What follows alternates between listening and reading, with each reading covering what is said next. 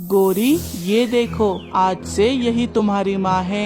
अच्छा, अब मुझे सताने की एक और तरकीब निकाल ली पापा ने। गोरी अपने पिता को जवाब दिए बिना ही अपने दोस्तों से मिलने चली गई। अरे गोरी, रुको, लगता है इस लड़की को फिर से गुस्सा आ गया। अरे, ये गोरी कहाँ चली गई?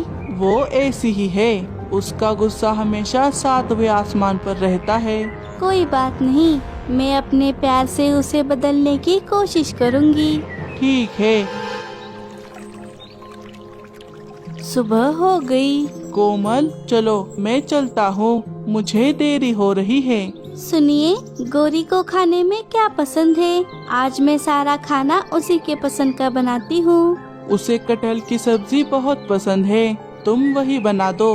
मैं चलता हूँ, मुझे देरी हो रही है। गोरी के पिता काम पर चले जाते हैं। वो राजा जी के महल में मंत्री थे, इसीलिए गोरी को पैसों की कोई भी कमी नहीं थी। लेकिन उसकी माँ उसके बचपन में ही गुजर गई थी, इसीलिए गोरी को ना ही माँ का प्यार मिला, ना ही डांट। इसी वजह से गोरी धीरे धीरे घमंडी और पत्थर दिल बनती गई। वो कभी किसी की इज्जत भी नहीं करती, बस अपनी ही धुन में हमेशा दोस्तों के साथ बाहर रहती। उसे किसी का ना ही डर था और ना ही फिक्र। इसी बात को ध्यान में रखते हुए उसके पिता ने दूसरी शादी कर ली, ताकि गोरी की परवरिश अच्छे से हो पाए। चलो, मैंने सारा खाना तो बना दिया है, लेकिन पता नहीं गोरी कब आएगी। उसे खाना अच्छा तो लगेगा ना? मैंने तो उसके लिए पहली बार ही खाना बनाया है, पता नहीं वो क्या कहेगी। अरे, यहाँ पर तो एक भी चीज अपनी जगह पर नहीं है। गोरी के आने तक उसका कमरा ही साफ कर देती हूँ। थोड़ी देर बाद गोरी अपने घर आ गई, लेकिन कोमल को अपने कमरे में देखकर वो बहुत गुस्से में आ गई।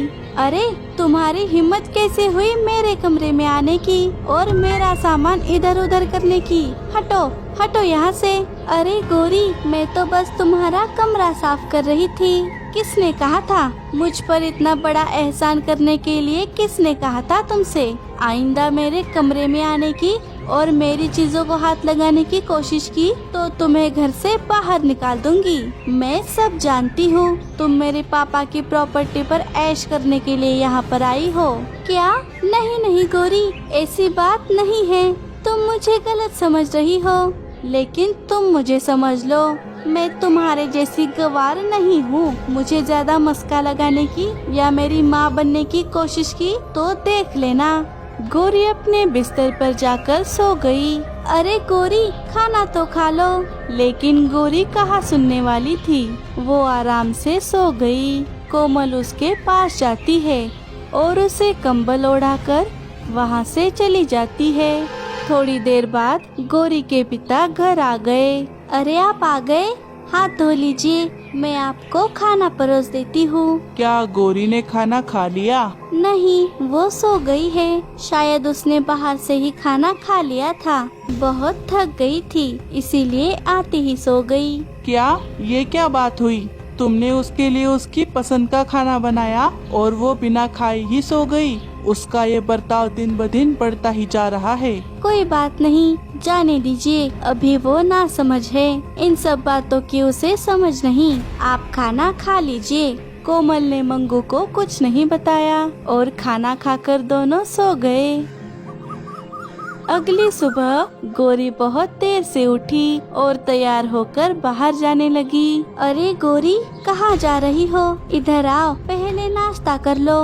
तुम होती कौन हो ये पूछने वाली कि मैं कहाँ जा रही हूँ? अरे गोरी, ये भी कोई तरीका है अपनी माँ से बात करने का? कोमल तुम्हारी भलाई के लिए ही तो कह रही है। एक तो तुम्हारी वजह से कल कितना सारा खाना बर्बाद हो गया, तुम जानती भी हो। पापा, पहली बात तो ये है कि ये मेरी माँ नहीं है और ना ही कभी बन सकती है। इसने बस आपकी प्रॉपर्टी देखकर ही आपसे शादी की है। गोरी, अपनी जुबान पर लगाम लगाओ। कोमल को इस घर में शादी करके आने की कोई जरूरत नहीं थी। उसे इससे भी ज्यादा अमीर और अच्छा घर मिल सकता था, लेकिन उसने वो ना सोचकर तुम्हारी जिंदगी संवारने के लिए मुझसे शादी की। समझ आया? अरे आप शांत हो जाइए, मुझे गौरी की बातों का बुरा नहीं लगा। मेरे पापा को इसने मेरे खिलाफ बना दिया है। लगता है गौरी क्या चीज है ये बताने का समय आ गया है। थोड़ी देर बाद शाम होने पर गौरी कोमल के पास आ गई। सुनो, आज रात के खाने में बैंगन की सब्जी और चावल की खीर बना देना, पापा को बहुत पसंद है। अच्छा, तुमने मुझे ये बताया, इस बात की मुझे बहुत खुशी है। चावल तो खत्म हो गए हैं, अंधेरा होने से पहले मैं चावल के दाने लेकर आती हूँ। हाँ हाँ, जाओ जाओ। अब आएगा असली मजा। रात होने पर कोमल गौरी के कहे अनुसार सारा खाना बनाती है और उसके पति के आते ही उसे परोस देती है। लेकिन उसका पति बैंगन की सब्जी देखकर बहुत गुस्से में आ गया। अरे, बैंगन की सब्जी? कोमल, तुमने बैंगन की सब्जी क्यों बनाई? तुम जानती नहीं, बैंगन की सब्जी खाने से मेरी तबीयत बिगड़ जाती है और चावल की खीर से भी मेरा पेट खराब हो जाता है। क्या? अरे बाप रे, मुझे तो पता ही नहीं था। अरे अरे, आपको पापा की तबीयत का ख्याल नहीं? मैंने आपसे कहा था ना, बैंगन की सब्जी और चावल की खीर से पापा को एलर्जी है। पापा, मैं अभी आपके लिए कुछ और बना देती हूँ।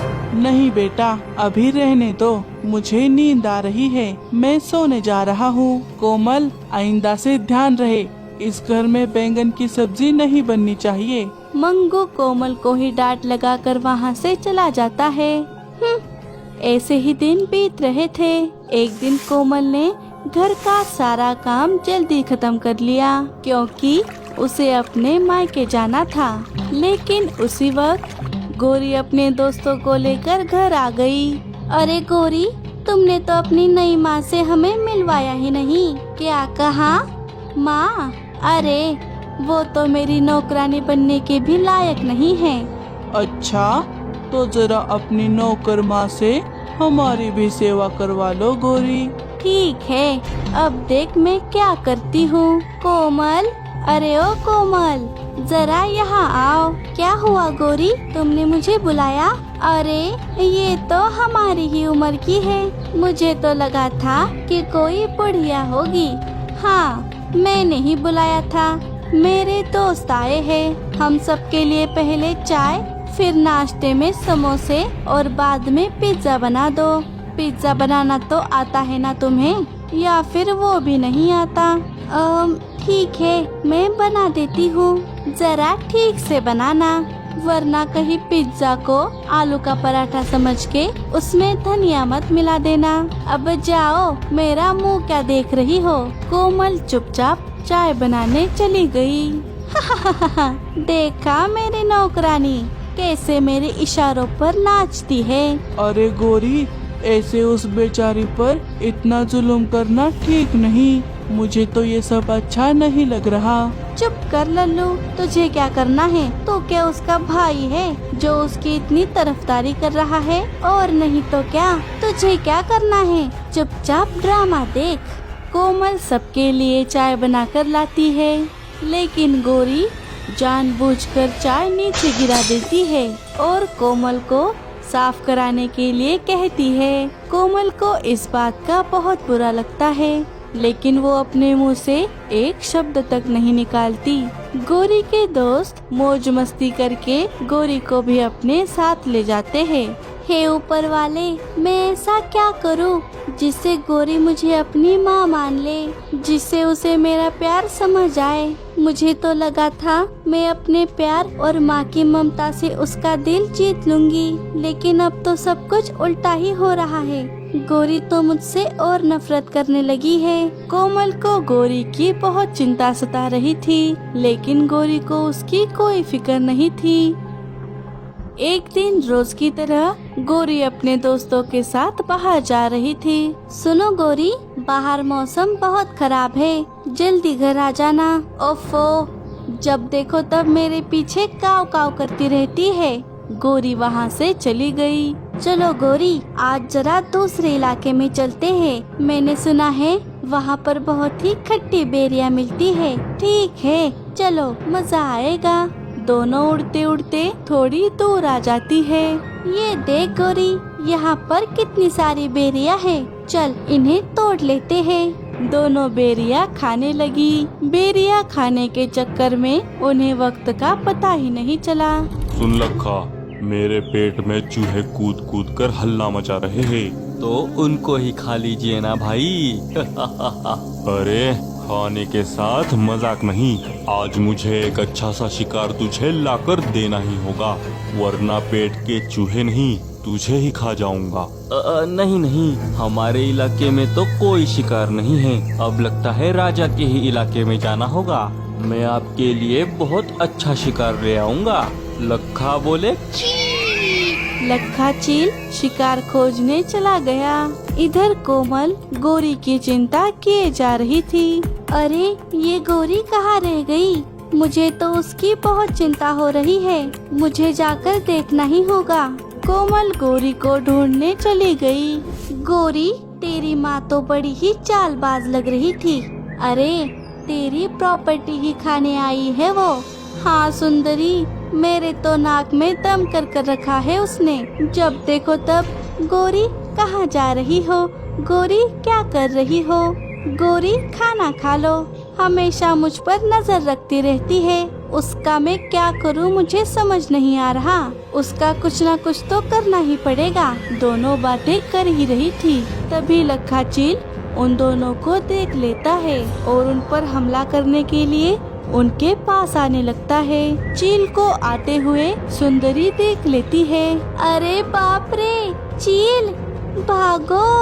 अरे सुंदरी, कहाँ जा रही हो? सुंदरी वहाँ से भाग गई, लेकिन गोरी लखा के चुंगल में फंस गई। छी ससुर, भाग गई तुम्हारी दोस्त। कोई बात नहीं, तुम तो हो ना।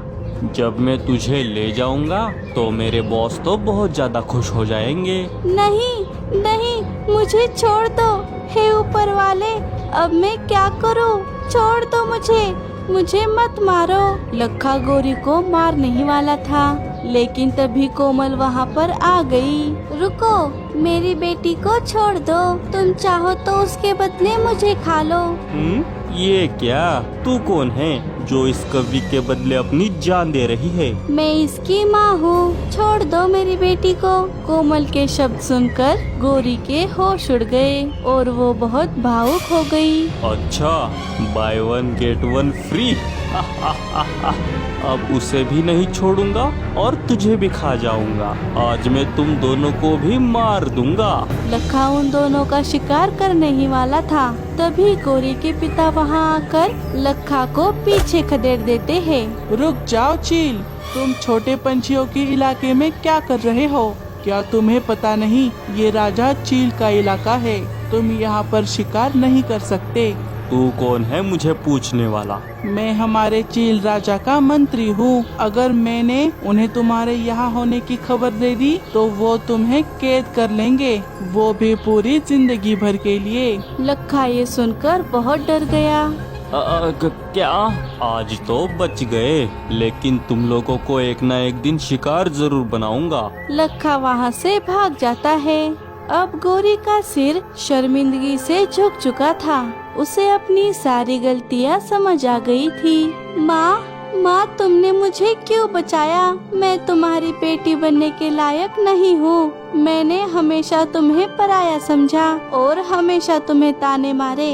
फिर भी आज तुमने मेरी ढाल बनकर मेरी रक्षा क्यों की? क्योंकि गोरी, मैंने भले ही तुम्हें जन्म नहीं दिया, लेकिन तुम्हारे लिए मेरे दिल में हमेशा माँ की ममता रही है। गोरी, आज तुमने मुझे माँ कहकर मुझे बहुत बड़ी खुशी दी है। मेरी सारी परेशानी खत्म कर दी है। गोरी, तुम्हें अपनी गलती समझ आ गई। इस बात की खुशी मुझसे और ज्यादा किसी को हो ही नहीं सकती। चलो, अब हमें घर जाना चाहिए। सभी अपने घर आ गए। अब गोरी कोमल के साथ बिल्कुल एक सहेली की तरह हंसी खुशी से रहने लगी। कहा था मैंने, कहा था मैंने, लेकिन तू शिकार नहीं ला पाया। लखा मेरे भाई।